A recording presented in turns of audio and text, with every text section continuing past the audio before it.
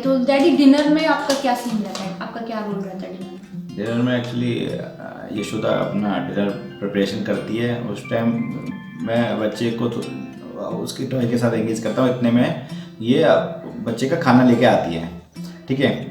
तो फिर मैं उसको धीरे धीरे धीरे धीरे खिलाना शुरू करता हूँ, क्योंकि वो इस टाइम हंग्री तो होती ही है बच्चा, तो थोड़ा बहुत एंगेज करके खाना खा लेती है। उसके बाद अपना डिनर करते हैं और क्या कहते हैं, फिर अगेन अगर आपको कोई और एक्टिविटी उसको करानी है तो वो करा देते हैं। उसका हैंड वॉश, फिर से अगेन हैंड वॉश कराना, फिर से फेस वाइप करना, ये एक्टिविटी करते हैं। इसका मतलब लाइक आपको हाइजीन एक्टिविटीज तो छोड़नी है ही नहीं। लाइक अनिका जितनी भी बार वॉशरूम जाती है, चाहे मैं लेके जाऊं चाहे डैडी लेके जाएं, उसके हैंड वॉश करने ही करने हैं 20 सेकंड थे। प्लस उसको प्रॉपर हैंड वॉश स्टेप्स भी लर्न हो गए हैं, तो वो अपने हैंड वॉश खुद कर लेती है और she is a very good child in hand washing. Touch wood मैं उसको पक्का मैं उसको मतलब ये कहूँगी कि वो अपनी एज के बच्चों के हिसाब से बहुत समझदार है हैंड वॉशिंग के मामले में। प्लस सूसू पॉटी बताने में भी वो काफ़ी इंटेलिजेंट हो गई है, मतलब अपनी चीज़ें प्रॉपर कम्युनिकेट कर पाती है, तो उससे काफ़ी हेल्दी एनवायरनमेंट बना हुआ है घर में। नेक्स्ट अनिका ने डिनर कर लिया, हमने डिनर कर लिया, वापस से हम अपने काम में बिजी हो गए हैं और अनिका अपने टॉयज़ में प्लेइंग में, या फिर हम उसके साथ लाइक 2 रूम्स हैं तो हम कैसे मैनेज करते हैं डैडी? एक्चुअली ज़्यादा तो हमारा बेडरूम ही यूज़ होता है, बच्चा उसी में ही रहता है क्योंकि वो बड़ा है। और हमारा जो वर्क स्टेशन हमने बना रखा है, सेकेंड रूम को बना रखा है। तो जब मैं ज़्यादा बिज़ी हूँ तो मम्मा उसके साथ रहती हैं, जब मम्मा बिज़ी हैं तो डैडी उसके साथ रहते हैं।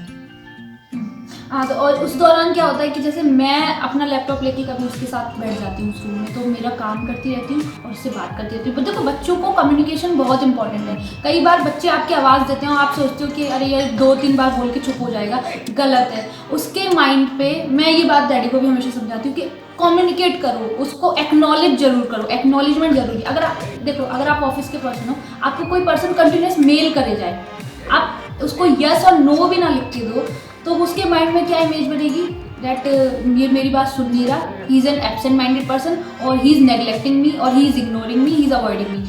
ठीक वही चीज़ जो हम बड़ों के लिए सोचते हैं कि इन्हें एक्नॉलेज करना ज़रूरी है, हम बच्चों के लिए क्यों नहीं सोचते? अगर आपका बच्चा बार बार आपका आवाज़ दे रहा है, मम्मा मम्मा डैडी डैडी, आप उसको एक्नॉलेज करो, यस बेटा, हाँ बेटा, चाहे आप कितने भी बिजी हो, चाहे आप कितने भी बिजी हो, एक उसको ये लगेगा कि हाँ मुझे सुना जा रहा है, ठीक है। तो आप उसको बस एक बार एक्नॉलेज करो, हाँ बेटा आप क्या कर रहे हो, लाइक मेरा काम ऐसे चल रहा है, मैं बोल रही हूँ हाँ बेटा, हाँ अनिका, हाँ, लाइक ये होना ज़रूरी है, ठीक है। तो आप बच्चों को बिल्कुल भी इग्नोर ना करें।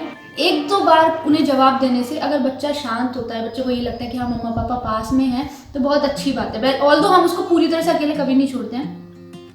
हमारा बिल्कुल छोटा सा घर है, 2 रूम सेट है, तो बिल्कुल ये रहता है कि हाँ यहाँ पे अगर हमें, तो यहाँ इसे हमें अनिका दिख रही है कि हाँ वो क्या कर रही है। मैं किचन में काम कर रही हूँ तो मुझे अंदर के पूरा रूम का एरिया दिख रहा होता है कि वो क्या हो रहा है। तो यही रहता है कि बच्चे के साथ जब ज़्यादा बिजी हूँ तो मैं लैपटॉप लेके बैठ जाती हूँ उसके रूम में, डैडी दूसरे रूम में कुछ फोकस वाला काम कर रहे हैं तो वो इस रूम में रहते हैं, या फिर डैडी उसके पास जाके बैठ जाते हैं, मतलब बहुत हाँ ये सिंक्रोनाइज हम चलाते हैं। उसके बाद होता है डिश वॉशिंग का काम। तो ऐसा कोई हार्ड एंड फास्ट नहीं है कि डिनर किया तुरंत ही बर्तन धोने हैं या तुरंत ही किचन अरेंज करना है। जैसे ही टाइम मिलता है मैं किचन अरेंज करती हूँ, डैडी को जैसे ही टाइम मिलता है वो डिश वॉशिंग पे लग जाते हैं। डिश वॉशिंग डैडी इसलिए ज़्यादा करते हैं क्योंकि मैं बहुत स्लो हूँ उसमें, मुझे जो लगता है खुद से, तो ये एक एक्टिविटी है जो डैडी हैंडल कर लेते हैं बहुत अच्छे से। तो डिश वॉशिंग में डैडी कर लेते हैं जैसे वो कंफर्टेबल होते हैं, चाहे वो 12 बजे करें, रात को 1 बजे करें, चाहे वो 10 बजे ही करके सो जाएं, तो वो प्रॉपर उनकी तरफ से है। बाकी किचन पूरा अरेंज करना, क्लीनिंग करना, बाकी सब मैं कर लेती हूँ, ये हो जाता है। अब बात आती है कि अनिका का काम चल रहा है, हमारा काम चल रहा है, डैडी अपना काम कर रहे हैं ऑफिस का, मैं अपना काम कर रही हूँ। उसके बाद मेरी शिफ्ट जो होती है, वो जो मेरी फॉर्मल शिफ्ट है, बिल्कुल एग्जैक्ट फॉर्मल शिफ्ट है, वो 3 बजे से रात को 12 बजे तक की होती है। लेकिन मेरी शिफ्ट दोपहर 1 बजे से ही एक तरीके से शुरू हो जाती है, और रात को जब तक मेरा काम ना हो पूरा, या मैं खुद सेटिस्फाइड नहीं हूँ कि मेरा डे प्रोडक्टिव रहा, मैं जाती हूँ, चाहे वो 2 बजे हो, चाहे वो 3 बजे हो, चाहे वो 4 बजे हो। तो 4 बजे भी अगर मैं सोती हूँ तो मैं सुबह, मेरी कोशिश रहती है कि मैं 8:30 बजे तक या 9 बजे, मेरा लास्ट है 9 बजे तक मैं जाग जाऊँ। मैं इससे ज़्यादा लेट होना बिल्कुल पसंद नहीं करती। तो मैं यही एडवाइस करूँगी कि आप नींद को ही सारी वैल्यू ना दो अपने आप को। नींद उतनी ही लो जितनी ज़रूरी है। जैसे एक नॉर्मल हेल्दी पर्सन के लिए 6 आवर्स की जो नैप होती है, जो नींद होती है, वो ठीक होती है। बच्चों के लिए जैसे अनिका है, अब 2.5 साल से ऊपर की है, तो उसके लिए 12 से 13 घंटे, 12 से 13 घंटे का मतलब रात का नहीं, दिन और रात दोनों मिला के 12 से 13 घंटे की नींद इतने एज के बच्चे के लिए काफ़ी होती है। तो बच्चों को भी ज़्यादा देर ना सुलाएं कि आपको काम करना है तो आप बच्चों को और सुलाते रहें। इससे बच्चों की भी ब्रेन एक्टिविटी स्लो होती है। कम सुलाओगे उससे भी बच्चों की प्रॉब्लम होती है, ज़्यादा सुलाओगे उससे भी प्रॉब्लम होती है। तो उनको भी उतना ही सुलाओ। तो चाहे मैं कितना भी बिजी शेड्यूल हो, मैं अनिका को टाइम से जगा ही देती हूँ। ठीक है, तो रात के लगभग 10 बजे तक अनिका अपना काम कर रही है, डैडी में काम कर रहे हैं, मैं अपना काम कर रही हूँ। और फिर आजकल रामायण चल रही है, तो हम कोशिश करते हैं कि हम जब अनिका के साथ बिजी रहते हैं तो हम डिनर के टाइम पे रामायण चला देते हैं। तो डैडी इसके बारे में बताएंगे थोड़ा सा। आजकल तो रामायण का है। पहले बताइए डैडी, कितने बजे से कितने बजे तक आती है? बाकी के लोगों को जिनको नहीं पता उन्हें पता चल जाएगा। रामायण आती है 9 से 10। आई थिंक मॉर्निंग में भी आती है, दिन में भी आती है, पर हम दिन में नहीं देख पाते। हम सिर्फ रात का ही एक एपिसोड देख के काम चला लेते हैं। रामायण 9 से 10 आती है। और रामायण में आजकल जो सीता जी को रावण ले जा रहा है, तो अनिका बोलती है बैडमैन ले जा रहा है, बैडमैन ले जा रहा है। यानी कि उसको अभी से ही पता है कि बैडमैन और गुडमैन कैसे होते हैं। डिफरेंस पता लग रहा है। मीन्स ये एक अच्छी चीज़ है, ये धार्मिक सीरियल भी दिखाना। हम बच्चों को सिर्फ क्या कहते हैं, उनको मूवी दिखाते हैं या फिर उनके चाइल्ड चैनल जो होते हैं वो दिखाते हैं। बट इस रामायण को दिखा के मुझे लगा कि हाँ, उसको ये भी पता लगा है कि बैड और गुड में क्या डिफरेंस है। और उसमें जो चीज़ें बता रहे हैं बच्चा थोड़ा बहुत समझ रहा है कि क्या हो रहा है। मैं इस चीज़ पे ना एक बात बोलना चाहूँगी। वो था राम लक्ष्मण जो हैं वो वन में आ जाते हैं और राजा दशरथ का देहांत हो जाता है। तो जो जितनी भी माताएं हैं वो उनसे मिलने के लिए चित्रकूट आती हैं, उनको राम को वापस ले जाने के लिए कि नहीं राम हमारे साथ चलो। तो उसमें राम सीता जो है वो सबके पैर छू रहे होते हैं। तो 5 मिनट बाद ही अनिका उठकर मेरे और डैडी के पैर उसी स्टाइल में छू रही थी जिस तरीके से राम जो हैं वो अपनी माताओं के छू रहे थे। मतलब अब आप ये देखिए कि बच्चों के ऊपर मतलब क्या इफेक्ट पड़ रहा है इस चीज़ का। एक्चुअली क्या है ना कि कई बार ऐसा होता है, जैसे मेरे मम्मी पापा हैं, ठीक है, मेरे मम्मी पापा हैं तो मैं उनको नमस्ते मम्मी, नमस्ते पापा ये सब बोलना भूल जाती हूँ। कभी फ़ोन भी करती हूँ और डायरेक्ट बात करना शुरू कर देती हूँ। ठीक है, मैं नहीं कर पाती। लेकिन बचपन में मैं ये सब कुछ करती थी क्योंकि मैं ये सीरियल्स भी देखती थी और मतलब मम्मी पापा से टच रहता था। और अब इतनी भागम भाग वाली लाइफ में ये सब चीज़ें हम भूल गए हैं। एक्चुअली हमें सिर्फ काम काम काम काम काम काम काम। अब हम भी क्या करें, हमारे ऊपर भी इतना प्रेशर डाला जाता है कि काम काम काम काम काम। लाइक आदमी अकेला क्या करे या लड़की भी अकेले क्या करे, क्योंकि लड़की के ऊपर तो डबल रिस्पॉन्सिबिलिटी समझते हैं लोग। क्योंकि ये तो इंडिया का कल्चर है कि लड़की के ऊपर ये बोला जाता है कि ये घर में कि ये क्या हो रहा है, वो ये तुम्हारी जिम्मेदारी है कि ये तुम्हें ठीक करना है। लाइक ऐसा बोला जाता है, ये तुम्हारी जिम्मेदारी है कि लोगों को टाइम से खाना क्यों नहीं मिला, ये तुम्हारी जिम्मेदारी है कि तुम्हारा बच्चा मिट्टी में क्यों खेल रहा है, ये तुम्हारी जिम्मेदारी है कि बच्चे ने सूसू कर लिया तुमने कपड़े चेंज क्यों नहीं किए। तो इन सारी जिम्मेदारियों के चलते हुए फिर लड़की से ये भी एक्सपेक्ट किया जाता है कि सारा काम भी तुम परफेक्ट करो और यू शुड बी 100% संस्कारी। तो उससे बेटर ये है कि आप वर्क रिस्पॉन्सिबिलिटीज आपस में मैनेज करो और एक दूसरे की सिचुएशन को समझो। ठीक है, तो ये अंडरस्टैंडिंग बनाना बहुत ज़रूरी है। तो ये रामायण वगैरह देखकर आप अंडरस्टैंडिंग अच्छे से बना सकते हो। लाइक वो रामायण थी, रानी महारानियों का टाइम था, वहाँ पे उनको एक ग्लास उठाने की ज़रूरत नहीं पड़ती थी, लेकिन हमें यहाँ पे कंधे से कंधा मिलाकर सबके साथ काम करने की ज़रूरत पड़ रही है। तब आप ही सोचो कि वर्क प्रेशर तब ज़्यादा था या अब ज़्यादा है। चलो ठीक है, ये तो चलता रहता है। हाँ, तो डैडी फिर रामायण के साथ साथ हम अपना डिनर कंप्लीट कर लेते हैं और फिर हमारे ऑफिस का काम भी साथ साथ चलता रहता है। फिर आता है अनिका का नाइट टाइम रूटीन, राइट। क्योंकि अनिका को हमें सुलाना है, चाहे हमें 2 या 3 कितने भी बजे जागना हो, लेकिन हमें अनिका को सुलाना है। तो हम क्या करते हैं फिर डैडी? उसके बाद बेड पे लेके उसको स्टोरी बुक से एंगेज कराते हैं। और अगर समटाइम्स वो स्टोरी बुक नहीं लेती है तो हमें उसको स्टोरी सुनानी ही पड़ती है।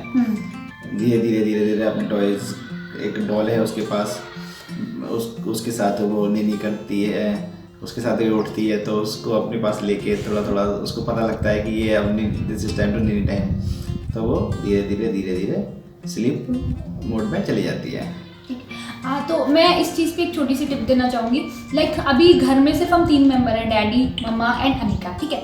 अगर आप लोगों के घर में आपके पेरेंट्स हैं, लाइक दादा दादी हैं या नाना नानी हैं, जिनके भी साथ बच्चे रहना पसंद करें, तो ये नाइट टाइम रूटीन जो है बच्चों का, आप उनको फॉलो करने दो। उससे पता है क्या होगा, आपके बच्चे में और उनमें बॉन्डिंग अच्छी बनेगी, प्लस आपके उनके दादा दादी या नाना नानी हैं, उनको बच्चों के साथ टाइम स्पेंड करने का मौका मिलेगा। दूसरा, बच्चा भी उनसे ज़्यादा कनेक्ट रहेगा। जैसे कि आपको कभी ज़रूरी काम से बाहर जाना पड़ रहा है, तो आपका बच्चे को अगर आप उनके पास छोड़ के जाते हो, तो उसको ऐसा महसूस ना हो कि मम्मा पापा मुझे कहीं छोड़ के चले गए। उसको लगे कि हाँ, मैं अपने परिवार के साथ ही हूँ।